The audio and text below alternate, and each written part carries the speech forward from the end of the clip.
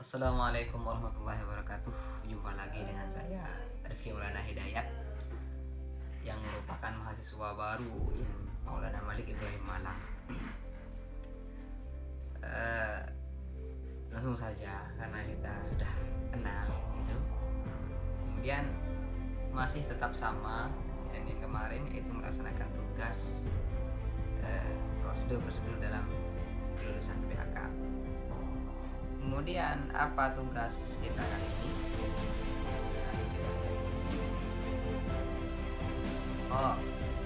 Yaitu meresum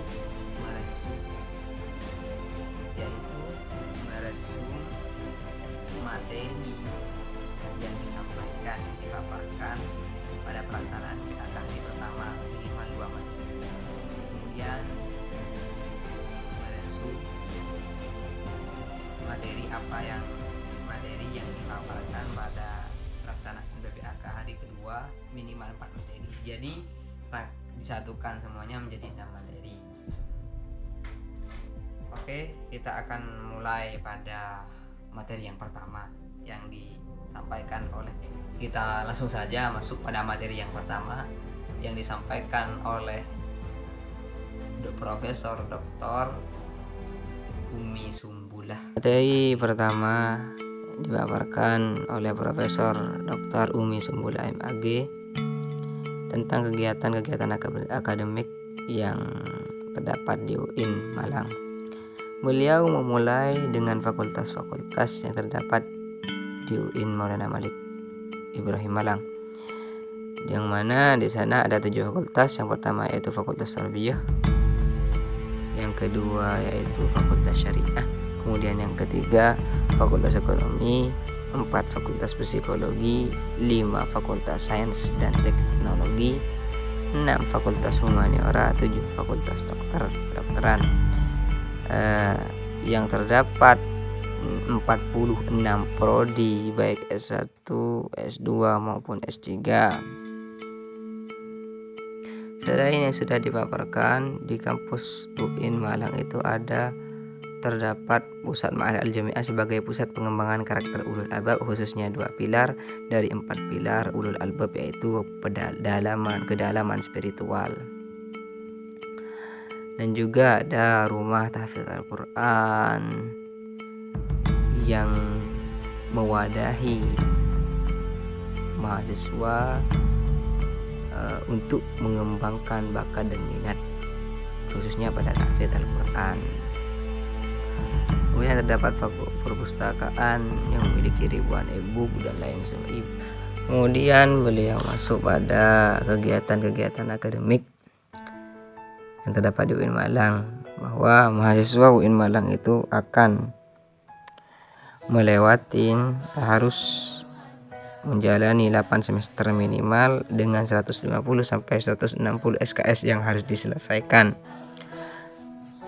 yang juga terdapat di dalamnya penelitian, skripsi maupun desain-desain yang lainnya. Kemudian setelah itu akan ada pengabdian masyarakat yang berupa PKL, praktek kerja lapangan, dan juga PKKM, kuliah kerja mahasiswa. Kemudian setelah itu ada ujian komprehensif, ujian skripsi, yudisium hingga wisuda. Semuanya itu merupakan kegiatan-kegiatan akademik yang akan mahasiswa jalani selama kuliah di UIN Malang, sehingga mahasiswa itu akan menyandang gelar sarjana. Oleh karena itu, UIN Malang telah menyiapkan kurikulum yang sesuai dengan kompetensi masing-masing program studi. Ada mata kuliah pengembangan kepribadian yang menjadi ciri khas UIN Malang, UIN Maulana Malik Ibrahim Malang, sehingga berbeda dengan UIN yang lain maupun dengan perguruan tinggi yang lain. Ada mata kuliah bahasa, mata kuliah fakultas, merupakan mata kuliah yang membedakan antara satu dengan yang lain. Kemudian kuliah program perbedaan antara program studi satu program studi yang lain, baik di fakultas yang sama maupun fakultas yang berbeda. Dan sistem kegiatan akademik kuliah akan dimulai pada tanggal 6 September 2021 sampai akhir Desember 2021. Di pertengahan akan ada UTS, kemudian di akhir perkuliahan akan ada UAS. Dan di akhir itulah kemudian mahasiswa mendapatkan KHS, kartu hasil studi yang di sana tertera IPK, indeks prestasi kumulatif mahasiswa yang diperoleh.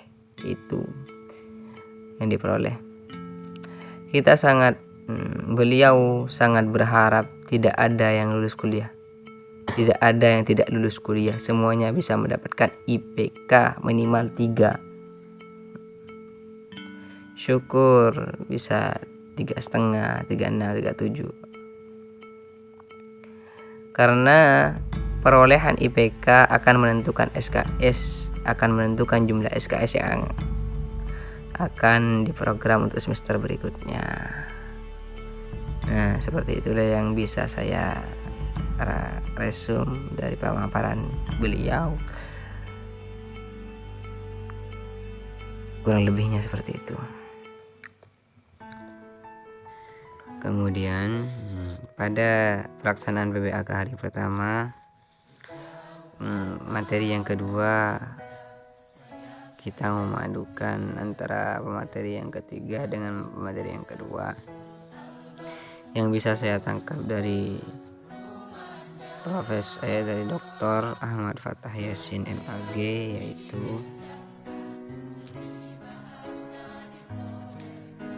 yaitu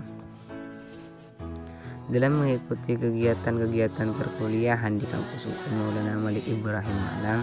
Kampus UIN Maulana Malik Ibrahim Malang otomatis berbeda dengan kampus-kampus yang lain, apalagi dengan kampus perguruan tinggi umum. Karena saudara nanti akan memperoleh sesuatu yang tidak dibolehkan di kampus berperan. Masuk kampus ini menyediakan berbagai macam fasilitas kegiatan kemahasiswaan, karena Anda harus menyiapkan secara mental dalam mengikuti kegiatan akademik di UIN Maulana Malik Ibrahim Malang. Anda harus menyiapkan secara mental spiritual. Menurut beliau, orang yang memiliki mental spiritual itu indikatornya ada 3, yaitu yang pertama berpikir ilmiah. Mahasiswa harus melakukan transformasi gaya belajar dari tingkat SLTA menuju model pola belajar di perguruan tinggi. Karena itu harus berpikir ilmiah. Mahasiswa harus punya kemampuan untuk berpikir ilmiah. Berpikir ilmiah itu pada hakikatnya adalah berpikir yang selalu dilandasi dengan ilmu pengetahuan, baik ilmu pengetahuan umum maupun ilmu pengetahuan keagamaan, yang notabene kampus kita adalah kampus keagamaan yang bernaung di bawah Kementerian Agama Republik Indonesia.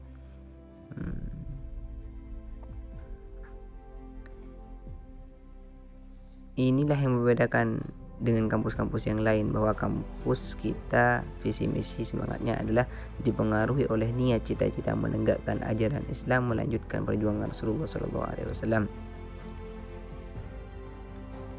Itu sekali lagi, berpikir ilmiah harus didasari karena kita adalah masyarakat berilmu.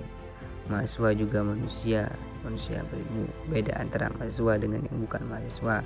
Karena itu maka yang kedua, kita ini di samping berpikir ilmiah juga harus berperilaku, maksudnya berperilaku positif.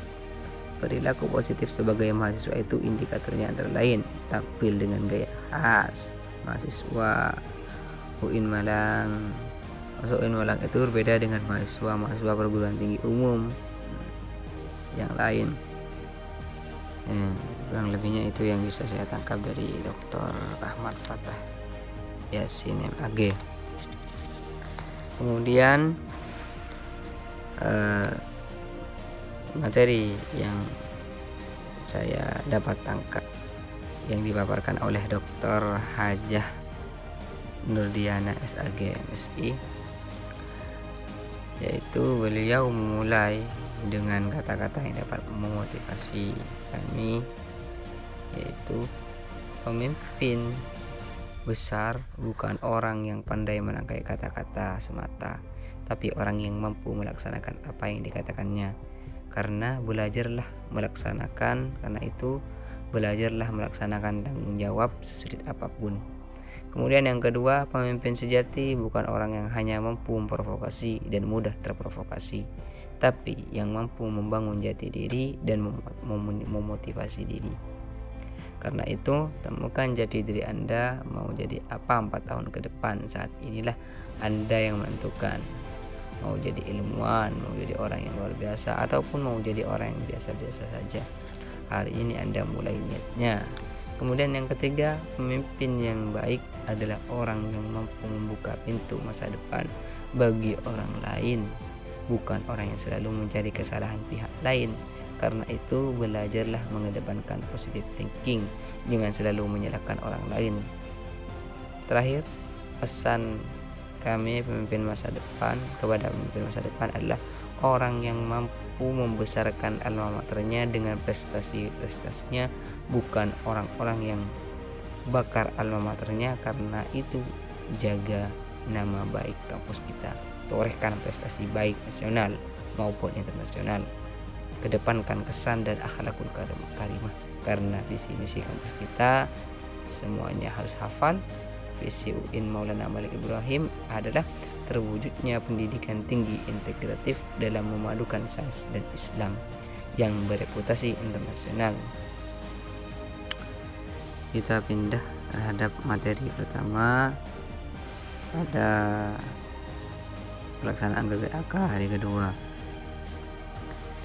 itu yang dapat saya resum dari yang disampaikan oleh Ketua dan Wakil Dewan Eksekutif Mahasiswa Farhan Adi Purwosadi dan Kak Ahmad Fawaid.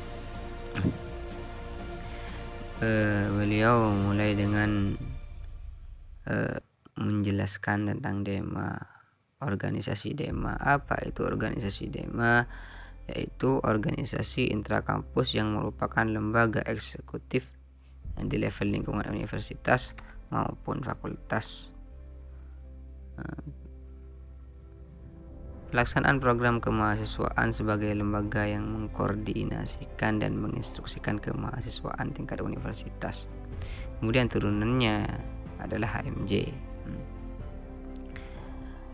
Kemudian tugas dari DEMA ini yaitu melaksanakan program kerja organisasi yang sudah disepakati Senat Mahasiswa Universitas, kemudian mengkomunikasikan dan menginformasikan kegiatan kemahasiswaan di dalam lingkup universitas, melaksanakan koordinasi dan sinkronasikan kegiatan mahasiswa.